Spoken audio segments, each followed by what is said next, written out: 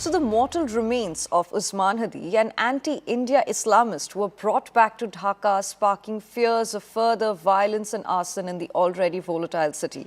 The Bangladeshi government has deployed heavy security measures as Hadi is set to be laid to rest near the Bangladesh National Assembly. The move has sparked controversy, with many questioning whether the government is inadvertently elevating a radical Islamist to martyrdom. Demands have emerged for a memorial to be built in Hadi's honor, further fueling tensions. The situation remains precarious, with concerns growing that Hadi's burial could become a flashpoint for further unrest. The city's authorities are on high alert, bracing for potential clashes between rival groups.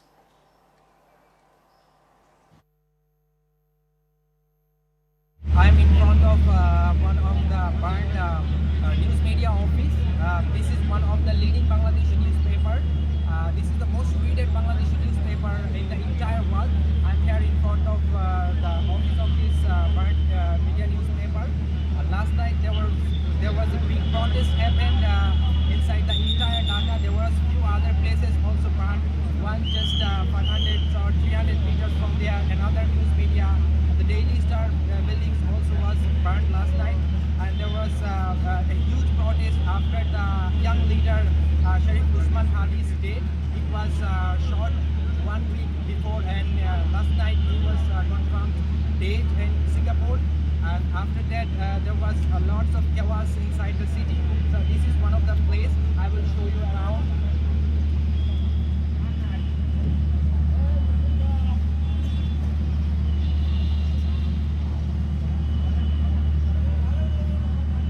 So as you can see, there is already police have sealed the places, and there is it's become a crime scene zone. You can see there is police car, and also inside the building police are collecting the evidence. And this was one of the leading newspaper. Already they were not able to publish today's newspaper, and their online transmissions also not working properly, and it's been stopped actually, if I can say, as the police are heavily guarded here.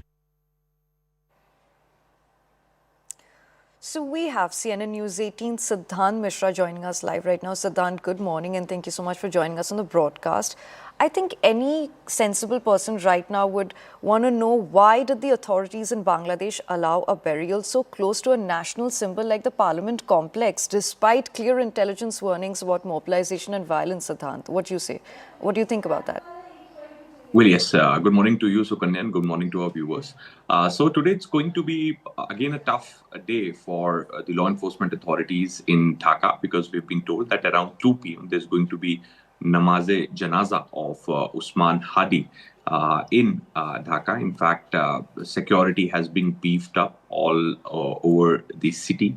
And also, given the kind of groups, getting involved in protesting, vandalizing, ransacking properties, the law enforcement authorities are extra cautious. In fact, yesterday there were multiple posts from Chief Advisor Mohammad Yunus's handle, requesting people to remain calm, etc., follow the guidelines by the local authorities.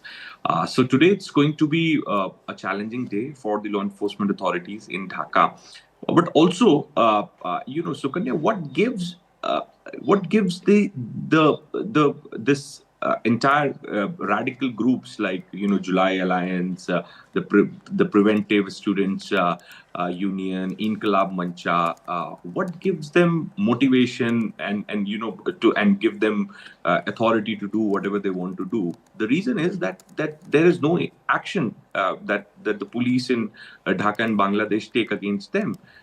There have been, Sukanya, multiple protests outside the Indian High Commission, outside the consulate in Chattogram, then the visa center in Rajshahi.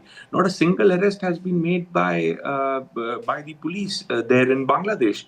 And despite the video evidence of anti-India speeches being made by these protesters, the video evidence is available that how the anti-India sloganeering was done.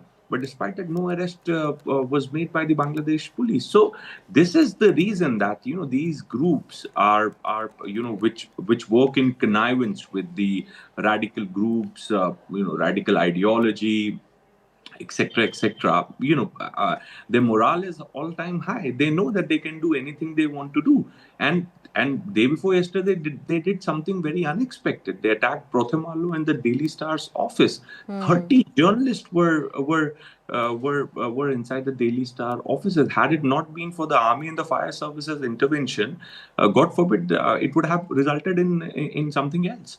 So, Right. so now, and despite that, there is no action. Look, Sukanya, nobody has been arrested. There is, and no proper legal action being taken by the Yunus government. So a government which cannot protect their own journalists, civil society, also places, cultural places. 2 cultural sites were also attacked by these radical groups. Then what can you expect from that government? So I think that is one reason that why this is not stopping, because their morale is high. They know that they are running the show. The narrative is in favor. They can do whatever they want to do, and Yunus government will not be acting against them. Right, absolutely. So, but do you think, Siddhant, that there is concern that allowing public commemoration could embolden the anti-India stance or extremist elements in Bangladesh? Well, definitely. Look, right now, this entire sentiment is deliberately being fueled in Bangladesh society. In the past, also, Sukanya, we have seen that how the politics in Indian neighborhood, is done on anti-India plank, whether it's Maldives, whether it's Sri Lanka, whether it's Nepal. So, in Bangladesh also, since elections have been announced, there's going to be election in February. So definitely everybody wants to be seen, the actors, the political actors, they want to be seen as somebody who can take on India, or who can speak to India directly and can tell India what needs to be done, what should not be done. So that's kind of the narrative that they want to build before elections. And you see the kind of statements coming from the political leadership, these radical groups. So this definitely helps the political actors winning elections. And it's a very well proven strategy, which is not for the first time being put in place in Bangladesh. As I said, that there are other neighboring countries also where this particular plank has been used as a tool to win elections. So this is now being followed. Deliberate attempts have been made. The failures of the Yunus government, the failures of the interim government, perhaps are only getting overshadowed when India is brought into everything, and India is blamed for everything happening in Bangladesh. So it is helping all the political actors. It is helping the interim government, and perhaps this is the reason that this could get amplified ahead of elections.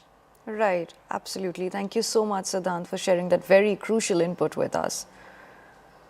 So, like Siddhant already discussed with us, viewers, Hindus are facing threats in Bangladesh, and amid growing concerns over their safety, my colleague Siddhant Mishra spoke to Hindu leader Mahendra Nath, who has said that so far as many as 52 cases of hate attacks against Hindus have been reported. Listen in.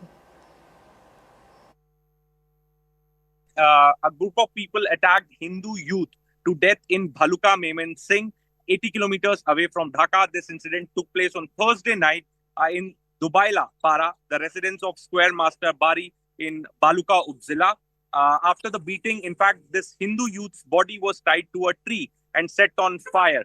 And we have been told that till now, police has not even registered FIR in this matter. Are you going to take up this matter with the authorities in Bangladesh? Some mob rushed to him and tortured him, killed him, then brutally fire on that body on the hanging on a tree. It is really it is very sad news. It is create panic all over the country, seeing that this video and massive news all over the country.